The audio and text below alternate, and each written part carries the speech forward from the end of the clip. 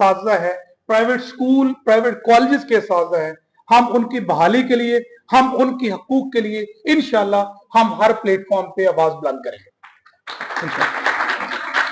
लिहाजा मेरी गुजारिश है, इस हल्के से हमारी बहम लीडर, क्योंकि हमारी खुशकिस्मती है कि मरियम नवाज साहब इस हल्के से खड़ी हैं, हमारी उनसे भी गुजारिश प्राइवेट एजुकेशन सेक्टर के लिए ही है। मैम से हमने पहले भी बात की है, मुझे यकीन है कि इंशाल्लाह ये हमें मायूस नहीं करेंगे, ये मुझे उम्मीद है। इंशाल्लाह लाजमी कहूंगा, ये गुजारिश करूंगा कि मैम हम जब भी कोई हमारे पाकिस्तान में जब भी कोई मसला आता है तो सबसे पहले टारगेट स्कूल और कॉलेज होते हैं।